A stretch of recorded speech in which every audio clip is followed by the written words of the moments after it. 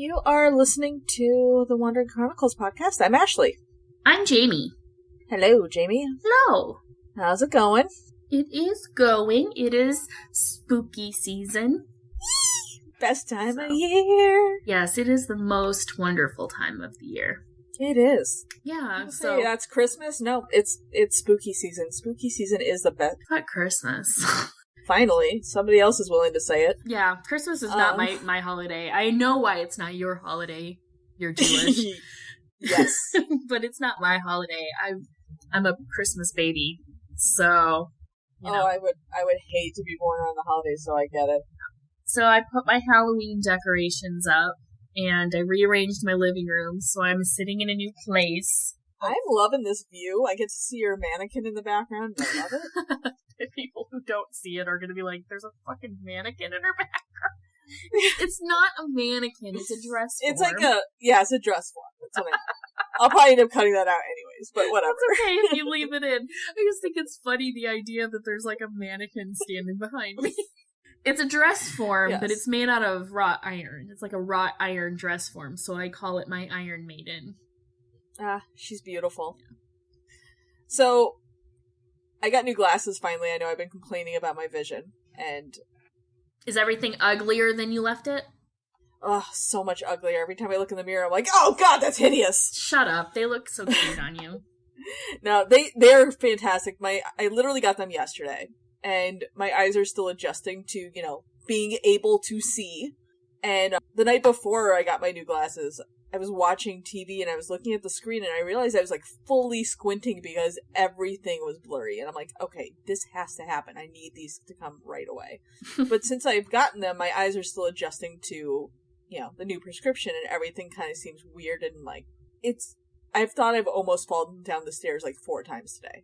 Mm-hmm. Every time I went down the stairs, I had to like double check every time I got down the landing, because I keep thinking I'm going to miss a step, and I look down and I'm like, nope, I didn't miss a step. But I'm like fully freaked out about taking the stairs now.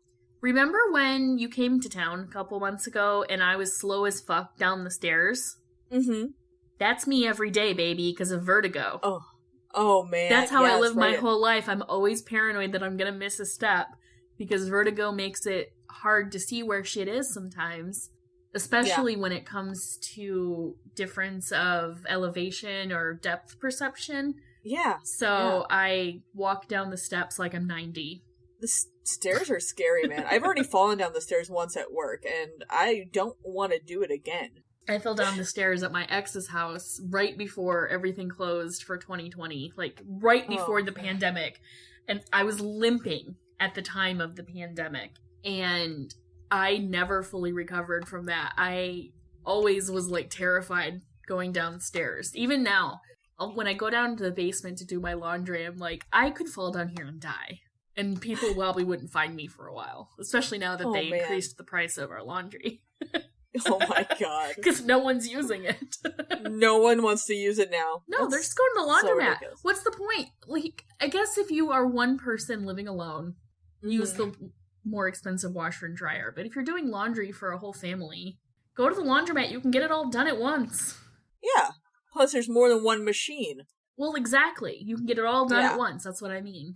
Yeah. Instead of doing a load at a time. Like, for me, I can throw a load in once a week and, for the most part, keep up with my laundry.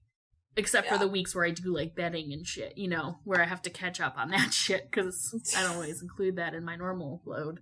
No. But so I want to tell the story about my falling down the stairs at work, because that's actually kind of hilarious. Okay. So it was a stupid mistake, but I was running down the stairs leaving work to go, I think I was going to meet Gail for dinner, and I slipped or missed a step or something, and I fell backwards. Like, thankfully I fell backwards. Didn't hit your head on anything, did you? No, I didn't. But like, I managed to make myself fall backwards. Like, I managed to at least force my body backwards instead of going forwards, because I could have easily gone forwards. And it's like, they're concrete steps. Yeah, that's what I was worried, though, that you went backwards and you, like, smacked your head off the step. No, thankfully, like, I kind of fell in a sitting position, not a standing position, so I hit my back, and I hit my butt. And thankfully, I have, like, enough cushioning on my butt that it wasn't horrible, but I hit just to the side of, like, my tailbone. and it hurt so bad. That bruise was there for like close to 2 months. Like it would not go away, and it was like my entire ass cheek was bruised. It was horrible.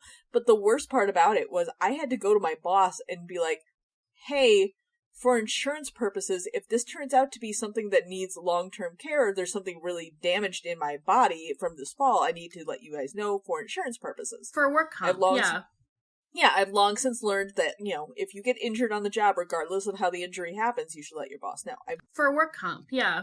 Yeah. So, I had to go and tell one of the younger partners in the office that, hey, I slipped going down the stairs. I fell on my butt. It's bruised, and I hit my back a little bit. So if there's any further injuries, I thought I would let you know for workers' comp just in case. Right. So he's like, okay, thank you for letting me know. Where did it happen? What did you hit? And I'm like, well, my butt is bruised, and I hit my back on it. Like part of my spine hit the stairs. So like if there's any further damage, like down the road, like 6 months down the road, I find that like something still hurts, and it's related to this fall, I need it covered. He's like, yeah, I get it. So he takes down the information. Mm-hmm. They file a report, and then I get called into one of the senior partner's offices. Oh no. And he's like, so what happened? Are you okay? Are you feeling any pain? Like, what's going on? And I'm like, so I tell him the story. He's honestly much easier to talk to. He's a very funny man. I'm much more comfortable with him than I am with the younger partner. Mm-hmm. And so I tell him, and he's like, oh, I'm just glad you're okay. Thank you for letting us know. We're going to file that claim just in case anything happens. And then a week later, I'm sitting at my desk. This was when I was still on the third floor, and I hear him behind me at the copier, because my back faced the copier, but I was closest to the copier. And I hear him behind me go, psst. And I look behind me, and he's literally standing at the copier, pointing at his butt and going, and mouthing, how's your butt? Or how... Aw, that's really sweet, but also weird. So nobody else could hear him ask me that question, and nobody else would hear about... And so nobody else would hear that I had a fall, because, they don't...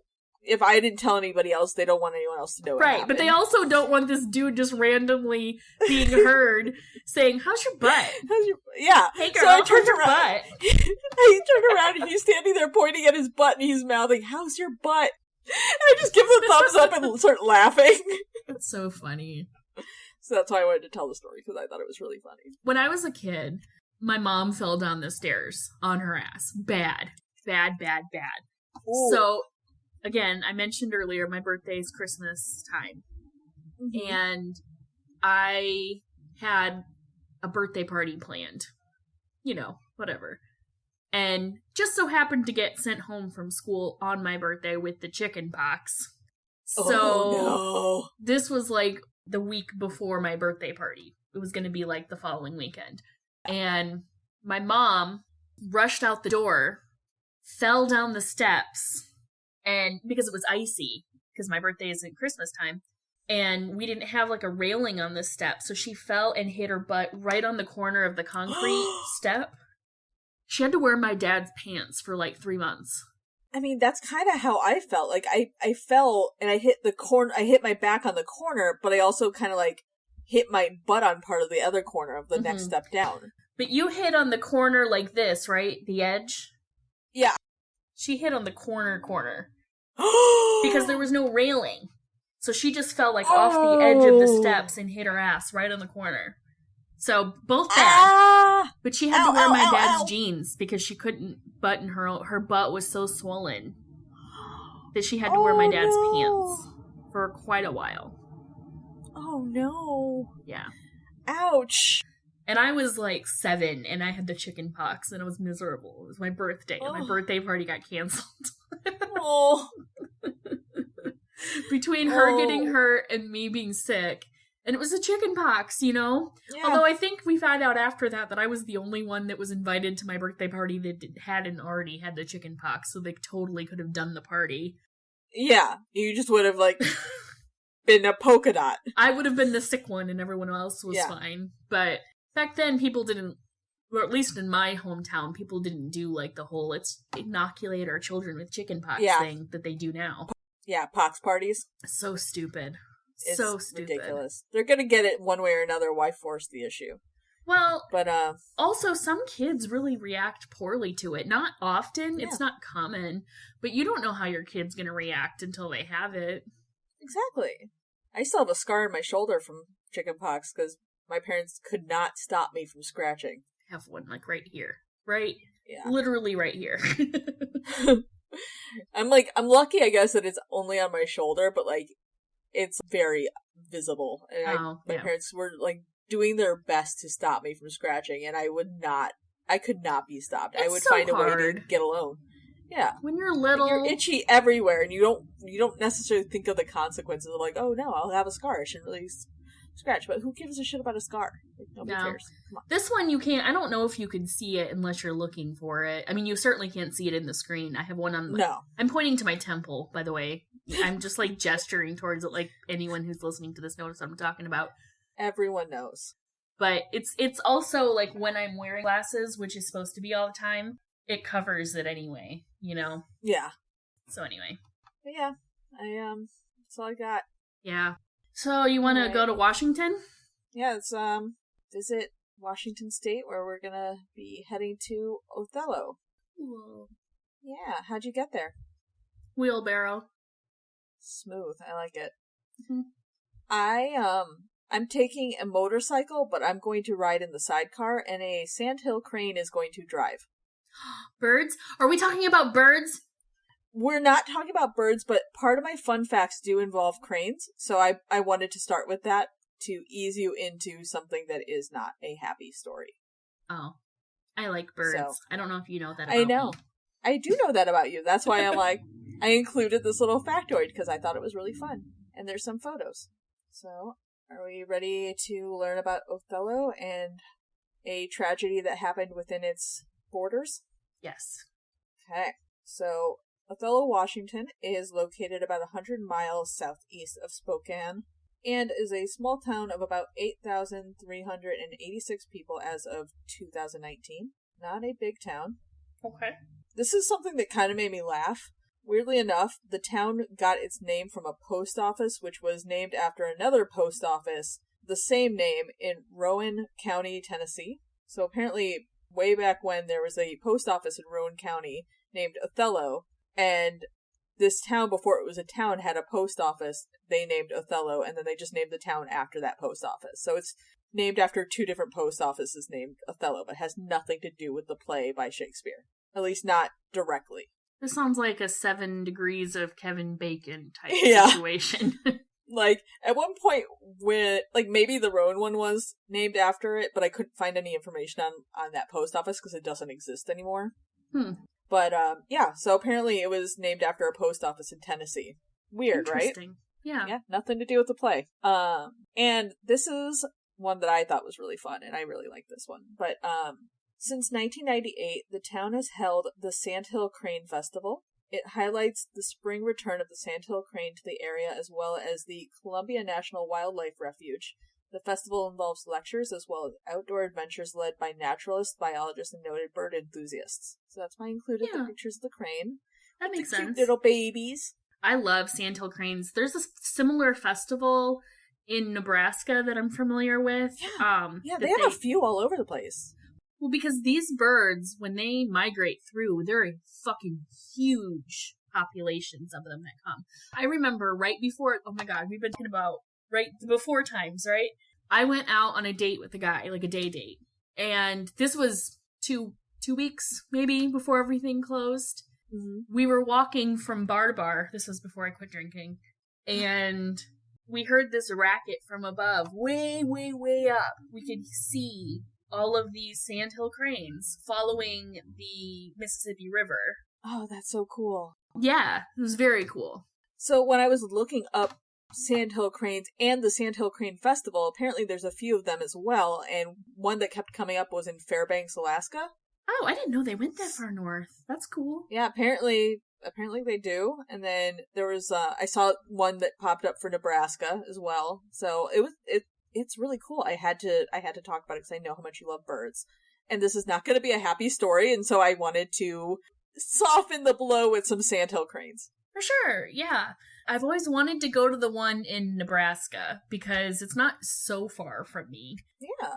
And they have Airbnbs that are pretty close to the river because they stop for a break on their migration in the Platte River. It's a good spot for them. They can wade in, and it's not like a super crazy deep river. There's a lot of tributaries that are pretty shallow because it's a frequently flooded plain.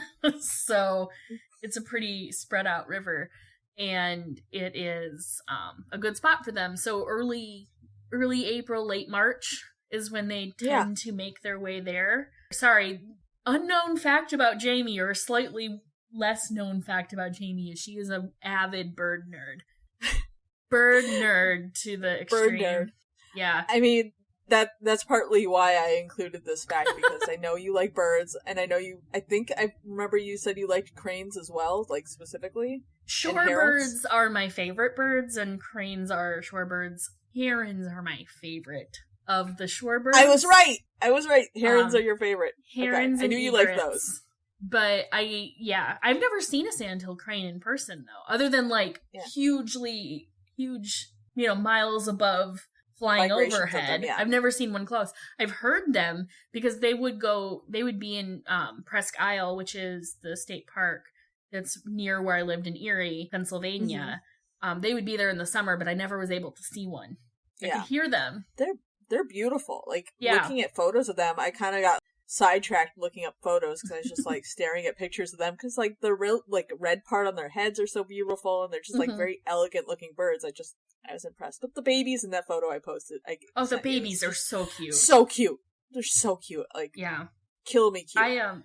I used to go out to Presque Isle to take pictures of birds because bird nerd. And I remember one summer it was spring, and they were this age. They were like little gosling size birds, but they were very curious. And there were a lot of them. I can't remember if it was a blue heron or an egret, but it was one of those. And the birds got too close to me. I didn't move. I was sitting still, but the little babies got close to me. And the mom was like, "Why are you by my babies?" Flipped the fuck out. I got chased by one. Oh no. And they're scary as fuck when they're chasing you. And they're not small birds. They're huge and they're fast. Yes. Those beaks are terrifying, but they're beautiful. I was like, oh my god, oh shit. So just if a baby a duck or goose gets too close to you, fucking run. Their moms are protective.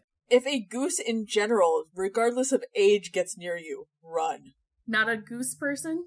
They're scary. Oh. They're a little scary. I'm afraid of turkeys. Turkeys are mean as fuck. And they're smart. They are. I remember, though, one time when I was a kid, we were driving from Minnesota. I lived really close to the Minnesota border. So I don't remember what we were doing, but my mom and I had gone to Laverne, Minnesota to run an errand. And we were between the town where we lived and that town on this back road.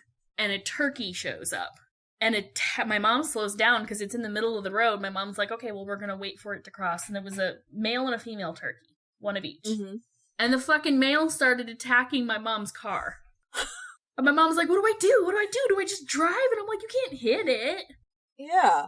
And she just crept forward at 5 miles an hour as this thing pecked the fuck out of her wheels until we were in front of it, and then we could go. Oh my god, that's... He was standing up for his lady friend. Good for him. I know. Chivalry is not dead. Not with turkeys. Not with turkeys. Oh my god, I love it. Alright, so I think this might be the end of the levity in this episode. That's okay. I came into this episode knowing it was a tragedy. And boy, is it. So, I found one. Again, it's a small town. There was not a lot to choose from. Okay. A lot of the stories I found that could have supplemented it didn't have a lot of information. And there was one that I thought was kind of interesting, but again, only one source, and I couldn't really tell if it was real or not. So, could not cover it. I couldn't even find information on the two people involved in the story. So, I was like, it's probably not real. It's probably made up. But it was interesting. So, good for them. Was it about Edward and Bella? Because that is a made-up story from Washington that is quite tragic. How mad at me would you be if I just retold that as like a tragedy where he kills her after like one date? That would have made my fucking day, honestly. Okay. I mean, I would be I wish I had rewritten it and like been like, okay. It wouldn't really make a great episode. I wish I had rewritten it and been like, okay, so it all starts when this girl from Arizona like moves to whatever. So I love that you know she's from Arizona. I know. I read those books. I don't remember them that well. I just remember thinking, these are for children? I read them too, because like at the time I was working at a market research facility and the woman that I was working with was reading them. She was freaking out about how good they were, and so she gave me a copy of it, and I was like, alright, I'll read them, and then I was like, may as well finish it. Can't say the same for other books people have given me, but I finished them. It was okay. But yeah, I remember her being from Arizona just because I'm like, oh, Arizona, fun. But yeah. I feel like I would not have been able to conjure that up, but when you said it, I knew it. You know what I mean? Yeah. Like, I wouldn't have been able to say she was from Arizona, but I would have, when you said it, I was like, oh yeah, she was. Yeah, she was. I know that now. So, this is a recent story. This happened post-pandemic, like, it happened in 2021. Oh shit, okay. And even though it's a recent story, recent case, it is resolved. At least mostly. So I'm not going to leave you with a cliffhanger. We're not going to have to like find out details later and catch you up. It's closed and everything. Okay. That said, I have some trigger warnings. Okay. And first of which is mutilation of a corpse. Oh God. Domestic abuse, and I will be describing the murder, so I will give an alert to those who don't want to hear that before I start talking. So if you want to skip forward, I'll give you a heads up when I get there. Okay. So there's a murder. It's a murder. It's a murder, unfortunately. Okay. So, it's not just one murder. Today I'm going to be telling you about a double murder. Oh no. Yeah, I'm so sorry. I'm so sorry in advance, everybody. I'm so sorry. I really tried hard to find anything but this one, but this was literally all I could find. So, I'm, again, infinitely sorry. I'm also infinitely sorry this even happened to begin with, so the family members of the people we're about to talk about, my condolences. So, it is a double murder that happened in January of 2021. At around 6:30 a.m. on January 28th, a man living in the Edison Tracks area of Othello called the police to report a suspicious car in front of his house. What made this car suspicious? I suppose it was the appearance of blood on the car. Oh, no. Yeah. When the responding officers arrived, they confirmed that there was blood on the hood of a Honda Accord. Now, it may not be important, but some sources listed the car as a Honda Accord, and some said it was an SUV, and one even listed it as a van, but for the most part, they all said Honda Accord, which, if they're being that specific, I tend to believe it was a Honda Accord. So, again, not the most important detail, but sources, you guys gotta get it together. So, upon further inspection, police saw what appeared to be human remains in the backseat of the car. They said it appeared to be remains, but at the time they weren't entirely sure if it was human or animal, as they were in really bad condition. It wasn't until later, when the Washington State Patrol Crime Lab member was reviewing the car for evidence, that they opened the trunk and found the remains of another body. Oh God. The conditions in which the bodies were found initially made identification difficult, as again, weren't trigger warning, but the bodies had been dismembered. Again, I'm so sorry. This is a side note. I don't understand. I'm glad that I don't understand. But I don't understand being able to separate my thinking from this being a human being enough to do something like that to somebody. The killer does explain why he dismembered these people. So, there is an explanation. I'm sure it's a wonderful explanation. It's a fucking awful explanation. So, they were eventually able to identify the bodies in the car based on the ownership of the car. And the owner of the car turned out to be 57-year-old Dora Elia Martinez and her 30-year-old daughter, Guadalupe Martinez, who was autistic. Oh my God. I am heartbroken over this story. Like, I struggled with this because it's just, every time you learn something new, it just gets worse. I love the name Guadalupe. That's one of my favorite names. And they call her Lupe, apparently. It's just like, yeah. I love Lupe. I think it's so pretty. And I also love the name Dora. Both names are beautiful. Mm-hmm. Both women were beautiful. So sad. Yeah. So detectives went to Dora's house where they found more blood. And I suppose the finding more blood and then the bodies belonging in the car of the homeowner whose house is covered in blood made them believe that the owner of the car was in the car. Yeah.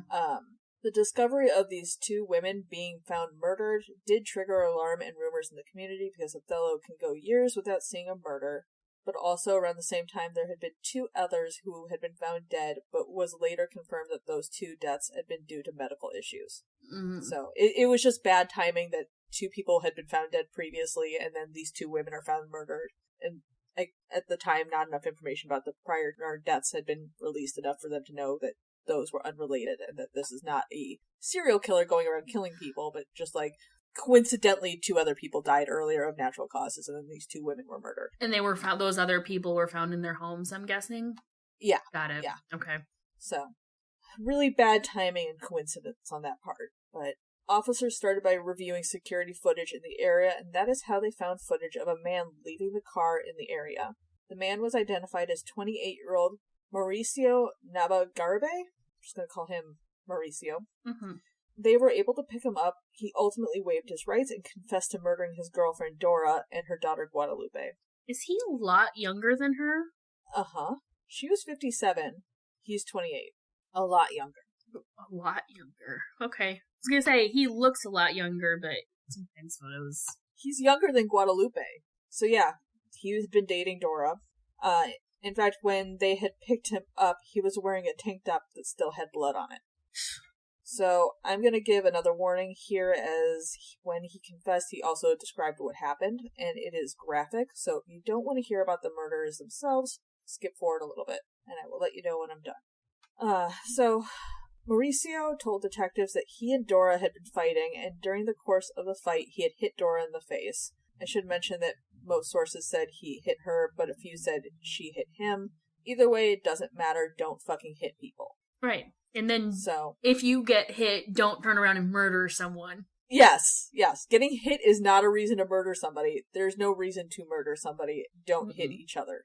So, he then had started towards the garage to leave when she came out and said she wanted to go with him. He told her he had a gift for her in the car, but when she got in the car, he proceeded to stab her multiple times in both the face and stomach, then strangled her with both his belt as well as an extension cord. Jesus fucking Christ. Yes. At this point, Guadalupe, hearing the noise, came into the garage. Mauricio pushed her onto the concrete floor, where he proceeded to hit her head against the floor before slitting her neck from behind. Now, again, some of the sources said something slightly different. Some sources said that specified back of the neck, some said the throat, and some said both. But like I said, this is a horrific, violent, horrible murder. And she didn't even know what was happening. She just walked out to investigate a sound. She was an autistic woman. She had no idea. She heard a noise, went to investigate. The poor girl.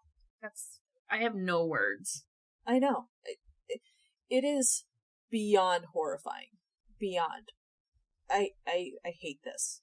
He told detectives they were too heavy for him to lift, so he cut them up and placed Guadalupe in the trunk and Dora in the backseat of her own car. He did admit to being the man seen leaving the car in the area and the footage police had found. So now we're done talking about the murder. Most of the gruesome information is done, so if you skip forward, you can start listening now. Did he say, before we move on, why? Did he say, other than them having an argument, did he give a reason why? No. He offered no explanation other than they had an argument. Wow. All it took was fighting and getting hit. Wow. Yes. And that's his word. Who knows if he even did get hit? Yeah. He probably hit her and then she was upset about it and wanted to make amends, and he was like, nope. Or she bumped into him, or she smacked him like a slap, but it was minor. It could have just been his weird perceived slight that somehow he took as actual slight. It's fucking awful. Awful. No words. Awful. Fuck that guy. After he drove the car, leaving it in the Edison Tracks area where it was found, he walked back to Dora's house. Along the way, he did hide his bloody clothes and the knife in a trash on West Bench Road, where it was later found. They were able to find it before it was... Yeah. That's good. Yeah. That's good. You never know. I mean, like, they were found less than a day after they were murdered. He just did such a horrible job with their bodies that they looked like the condition was much worse than they actually were. Good on that neighbor for, like, noticing that. Yeah. I mean, not everybody's that observant, sadly. I mean, I live in Chicago. If I saw a car with some blood on it, I'd be like, alright, well, somebody had a crazy night. Just move on.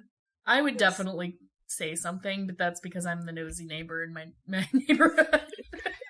I don't know that I would. I would just be like, alright, this city's weird. I've seen weird shit. That's whatever. It happens. I would probably say something to my neighbor who's a cop. I don't know that I would call the cops, but I might go knock on his door and be like, hey, James. There's blood on a car outside. I don't know if you noticed this or not. Oh, yeah, no, it's my car. Don't worry about it. Okay, I'm that's kidding. Concerning. I'm kidding. Yeah, I'm not gonna knock on your door again. So, it's the end of the really bad stuff. That's good. So, deep breath. We can do this. He was then charged with 2 counts of first-degree murder and 2 counts of removal or concealment of a body. He was then booked into Adams County Jail on February 11th, 2021, during pretrial, which was held via video, because, the pandemic was still technically going, with his public defender, Timothy Tragesser, whatever, and an interpreter to help him translate the proceedings to Spanish. I don't know if that even made sense. Wow. Whatever, man. Nothing makes sense now. At that time, the prosecutor had requested a $10 million bond, but the judge set it at $1 million. His trial was set for May 25th, 2021, but was later postponed to August 24th, 2021. It also read that it was postponed originally in March, but again, the sources on this were all over the place. A lot of them had different dates and information, so I just kind of hedged my bets and went with one in the middle of everything. Yeah. So, the court records at the time did have some information from the King County medical examiner who had performed the autopsy of Guadalupe, as relayed by the chief deputy prosecutor, Peter Pelabecki. He said that the autopsy findings did not match Mauricio's story as to how Guadalupe had been killed, but there was no other information about that, and there was no information on Dora's autopsy. I'm honestly amazed they were able to put together an autopsy given that the bodies were dismembered. Are they definitely charging him with 2 murders, though? Yes, because there were 2 different bodies found in there. Well, I knew that, but if they didn't know for sure what her cause of death was, the argument could be made by his defense. Some of what I read was that there were more stab wounds to Guadalupe than he had described. It sounds like there were some questions, and maybe he left out some details on what he did to Guadalupe versus what he did to Dora. Maybe he felt worse about what he did to Guadalupe because she was an innocent bystander, but I don't think he really had intended to kill her. I think had she not walked in after hearing noise, she would have just been, in the house when it happened. That's so sad. Yeah. It's all sad. But it's especially sad that... Okay, so my thinking, I don't know how best to say this. Okay. My thinking is, if I were a mom, I would be horrified that my choice in partners, whether or not, this is not her fault, but this is how I would think, is that I would feel awful that my choice in partners led this person into our life. Yeah. That doesn't make it her fault. None of this is her fault. No. It's his fault for being the type of fucking person who would do something like that to people. However, I can't help but feel sorry that happened. That Lupe got looped into it? Just beyond the norm, but also that she, I don't know. She's not around, but... Yeah. Neither of them around, but that doesn't make it less sad. It's all sad all over the place. It's just... I don't think if I had kids... Now, Guadalupe was a grown-up, so this is a different story. But if I were a mom who had children, I don't think I would be able to date. I would have a really hard time with it. I already have a hard time with it, and I don't have kids. Yeah, well, yeah. I'm listening to this story, and I'm like, that's another reason why I don't date men. But that's not fair at the end of the day, and I don't want to make it seem like all men would do something like this, because that's clearly not the case. But I do think if you're a parent, God, that's got to be hard. It's got to be hard trusting someone enough to let them into your home. And I mean, I think Guadalupe was her youngest. Like, she had more children, but most of them were, like, off and had children already. And, you know, I think it was just because she was autistic and couldn't live on her own that she was still living with her mother. I mean, she was 30 years old. Yeah. But a lot of people live. I mean, nowadays, a lot of 30-year-olds live with their parents. Yeah. It's not unexpected at this point. Yeah, even neurotypical. It's fucking expensive to live on your own. Mm-hmm. Yes, it is. But yeah, so I feel bad. I mean, I feel bad for both women. That neither one deserved it, but Guadalupe was, like, in all senses of the term, a completely innocent bystander. At least he admitted it. Yeah. I mean, not that fucking gives him any points, but... No. Drawing out a investigation and drawing out all of this shit is just even more painful for a family. And they didn't have to wait for all of that, which is some small amount of comfort. Exactly. Has he been to court yet? Yep. And he's in prison convicted. And we will get into that. Oh, sorry. Yes. That's why I said there's no cliffhanger. This case moved fast. Okay, that's good. So, the medical examiner had said that the story didn't match up with what the body showed him for Guadalupe. Mm-hmm. He said it showed that there had been significant trauma to both the front and back of the neck, as well as other stab wounds, which had not been reported in Mauricio's confession. So, like I said, I think he was downplaying what he did to Guadalupe because of she not technically being his intended target. He may not have even, like, really intended to do it, but it sounds like he had a knife in his car and he lured Dora in saying, I have a gift for you, and then he killed her. Actually, killed her in her own car. So I don't know. It's so fucked up. It's so fucked up. So nothing was mentioned of Dora's autopsy. In fact, finding much on the trial at all was very difficult, but ultimately Mauricio was sentenced to 43 years in prison. And I wanted to finish this up by talking about the two victims. So, 43 years in prison, he's 28. That motherfucker's gonna get out. Yes. Most likely. Unfortunately. That's awful. I mean, that's what's wrong with our fucking prison system. Mm-hmm. This is just a piggyback from last episode, but... It really does play into last episode. So, to finish this out, I wanted to talk a bit about the two victims in this case, Dora and Guadalupe, who both sounded like lovely, caring humans who had a large community of people that loved them. So I wanted to pay some respects to them by reading what was written in their obituaries, because both of them were very sweet and gave a good insight to what these women were both about. Before you do that, I just want to say that they both have beautiful smiles. They do, but especially Guadalupe. Oh my god. She had such a bright, cheerful smile. Beautiful smile. I know. I really liked Guadalupe's smile. They're both beautiful women. It just breaks my heart.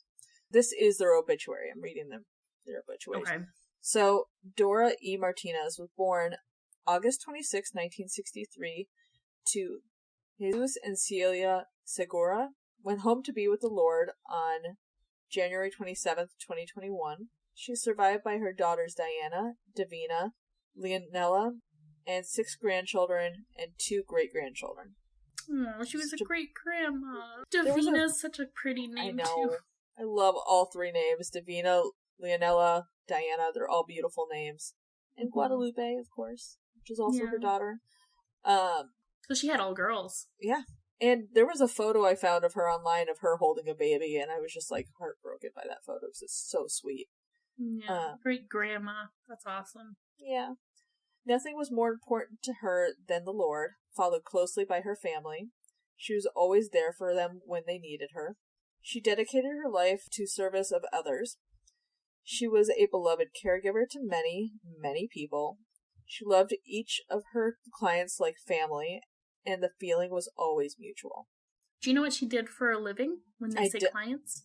I'm assuming a caretaker of some sort, like maybe like home health care or like a nurse. I didn't find any specifics about her job, but got it. Yeah. She was there with many clients as they went home to be with the Lord. I wouldn't quit my job even if I won the lottery, she would say. She truly loved her job. So I'm guessing maybe nursing home care. Yeah. Yeah. That is such a hard job, too, man. Yeah. You find someone who's good at it and happy in it. And loves doing it. Yeah, that's not easy. My mom worked in a nursing home I worked in a nursing home when I was in high school. That's a hard fucking job. She was a unique soul. When not working, Dora was an important member of Sacred Heart Catholic Church in Othello, Washington. She was also very active in both local English and Spanish-speaking Alcoholics Anonymous groups. Oh. Her sobriety was one of her many, many accomplishments. Good for her, man. She was very blessed and always wanted to bless those less fortunate. She took Thanksgiving leftovers to local homeless camps, gave warm meals and showers to strangers, and that most of us wouldn't offer a ride or a conversation. It's not our place to judge, she would say. What a good person. I know. Fucking asshole took this person out of this world. He deserves more than 43 years. Yes, there should be no chance that this dude is ever out. Life without parole is what this guy should have gotten. Knowing Dora Martinez was the biggest blessing she gave to her family and her community. And now we're going to talk about Guadalupe. Okay. Guadalupe Lupe Martinez was born December 11th, 1990, to Leonardo and Dora Martinez. Went home almost to have the same birthday. I know, off by less than a week. Yeah. Oh. So she went off to be with her Lord on January 27th, 2021. She is survived by her father, Leonardo Martinez, sisters Diana, Davina, and Leonella. Lupe loved life. Her social calendar was always full of birthday parties, weddings, dances, and free Tuesday movies. For years, we had to sing happy birthday to her at all of our family birthday parties. She loved dressing up for Sunday Mass and having lunch with her mom and grandma. She always made weekend plans on the Sunday before the weekend occurred. She had plans, and it was of the utmost importance to stick to those plans. Oh, boy. I love that. Her. That is not how I work at all. And I'm always jealous of people who can be that regimented and planned. And that is so not how I work. I'm guessing with her autism, it really helped her to have, structure and have things pre-planned. So she always is knew. good. Yeah. Some people are like that. Yeah. Regardless. They just like to have a plan and they feel more comfortable knowing what's coming. Yeah. You're gonna love this. Okay. Lupe loved nail polish. Oh, hell yeah! We love a queen with nail polish. I knew you would love that. She loved nail polish, costume jewelry, and music. Oh my god, we would have been friends! Yeah. She's most proud of her retail work at Experience Merchandise.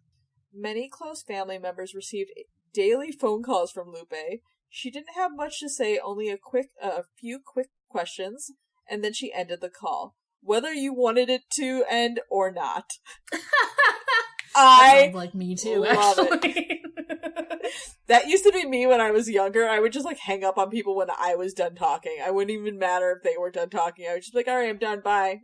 Yeah, I get to the point where I'm like, I have nothing else to say.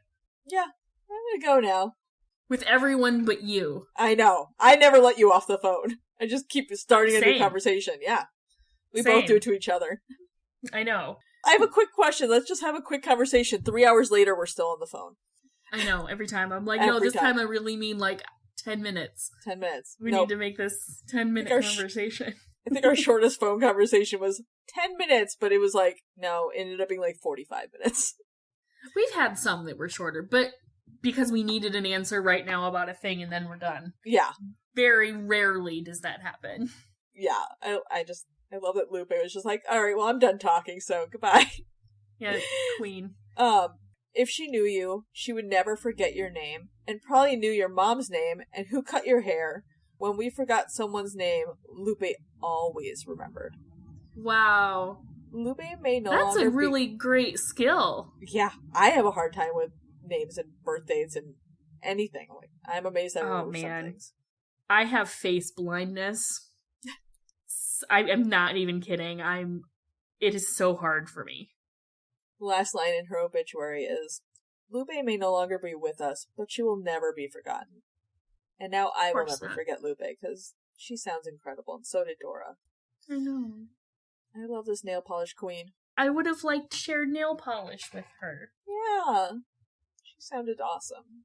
So, rest in peace. This was a really recent story, and it broke my heart to learn what these two women went through at the hands of someone Dora had trusted. Yeah. And that's it. They should have been able to trust. They should have been able to trust somebody that was in their lives, and this guy broke that trust in a massively horrific way. That's my Othello story. It had nothing to do with the play, but maybe one day. And well, my condolences to the families of Dora and Guadalupe, and honestly to the family of their killer, because they didn't choose this either, and that sucks. No.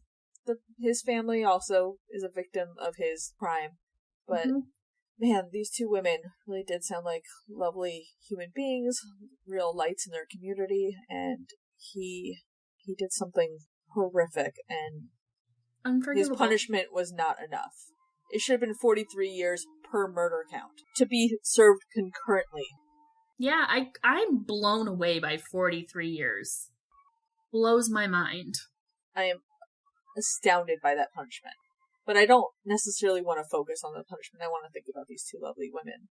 And the legacy they left behind with the people that loved them. They deserve condolences to their families. Exactly. I'm so sorry. That's so sad. If anybody from her family listens, or somebody who knew these two women, our hearts are with you guys in your loss. Yeah, we definitely don't take these stories lightly, and we tell them because, sadly, our goal is to share about a town, and these stories are part of a town. This happened in a town, and it's something that's gonna be remembered in that town. So there was no part of researching the story that was easy. I felt it in my heart every time I heard something about these two women. I don't know how true crime podcasts do this. I don't know how they do this every episode. It's astounding how heartbreaking reading these things are, and then to repeat them for other people to listen to. I wanted to do it in a way that showed care and love for the victims, because they deserve that. They deserve to still be here, but they at least deserve to have their memory remembered, which is why I wanted to include their obituaries at the end, because I thought they were really well put, and they painted two really incredible people in those obituaries, because all the articles talked about the crime. They talked about him. They didn't even talk about him. They talked about the crime, and I didn't want that to be the only thing we thought of when we thought of these two people. Right. Well, and that's a sad byproduct of these kinds of situations, is that the minute they become sensationalized by the tragic ending, that's all people talk about. They don't talk about the details that make somebody a human, that make their life interesting or unique from everyone else's life. Who were these people? Yeah, I'm grateful that you included that information, and, I'm grateful that we don't have a true crime podcast.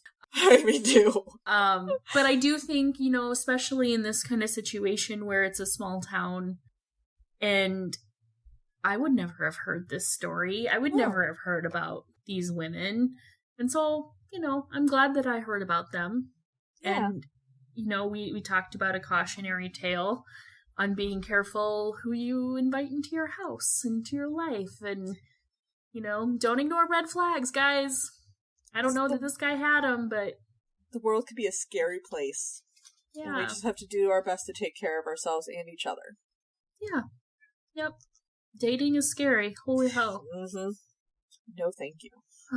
Well, hopefully we don't have another tragedy Do you want to find out what we're going to talk about and where we're going to go?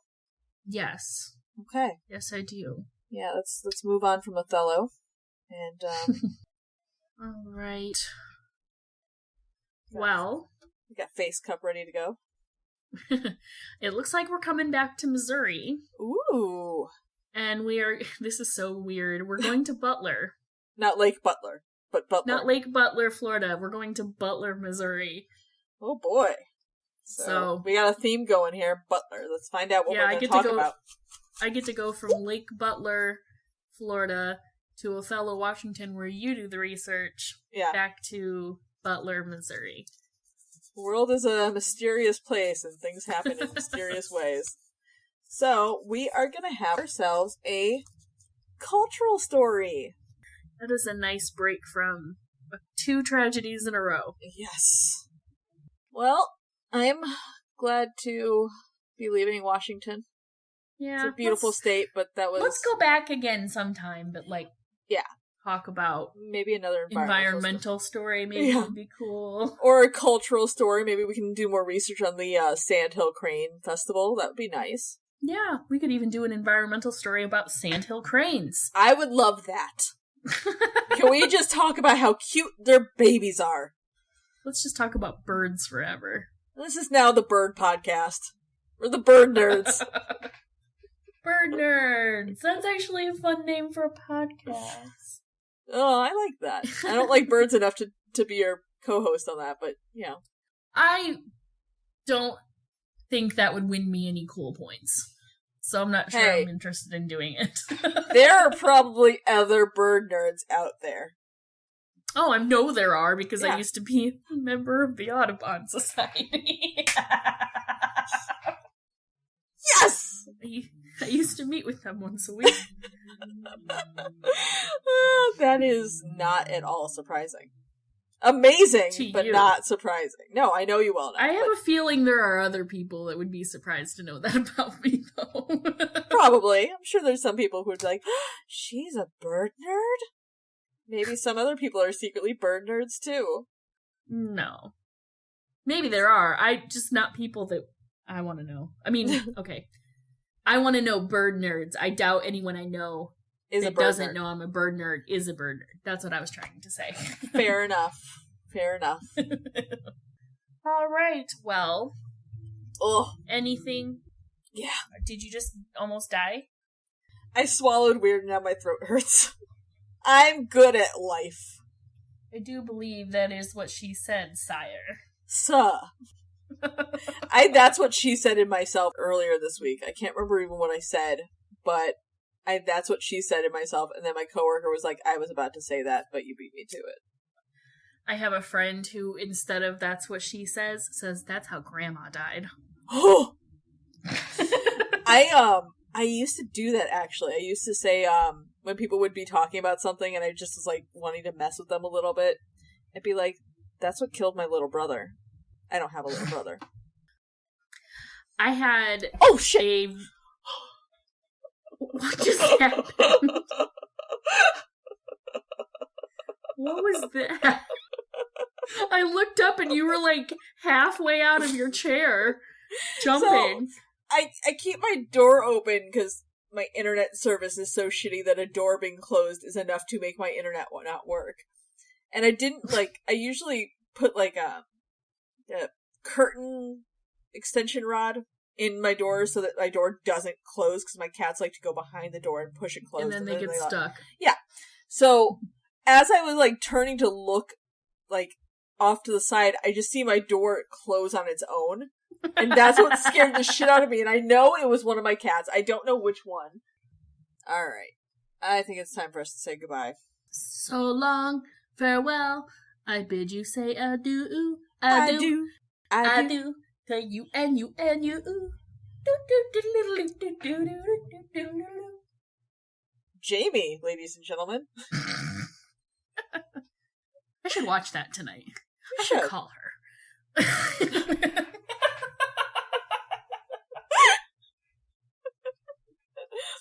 All right, well, I guess I'll see you in my state of Missouri, where I currently reside. We'll be on your home turf. Cool. I don't even know where Butler is, so For all I know, it's like 20 miles away. Maybe we could record on location. Record on location? Well, you can. I'm gonna have to meet you there another way. Yeah. All right, well, I will meet you there. See you there. Safe travels. Bye! Happy wandering. Yeah! Yeah! Thank you for listening to the Wandering Chronicles podcast with your hosts, Ashley and Jamie. You can follow us on social media at Wandering Chronicles Pod on TikTok, Wandering Chronicles Podcast on Instagram, Facebook, and YouTube, and WND Chronicle Pod on Twitter. Or you can email us at wanderingchroniclespodcast@gmail.com. New episodes drop once a week. If you're liking what you're listening to, please consider leaving us a 5-star review on Apple. If you don't like what you're listening to, that's fine. Please tell everyone you know about our podcast. Your bank teller, that person at work that you're pretty sure steals your lunch out of the fridge every day, but you can't prove it, so you don't say anything. The hot dad that walks his dog by your house every day. Your cashier at the grocery store. Your children's friends' parents. I bet they listen to podcasts. Okay, thanks. Bye!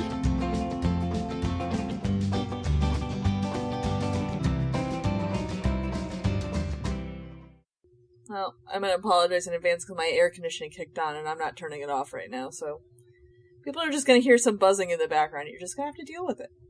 It's definitely not a vibrator. No. That I always turn off because I don't want to waste the batteries.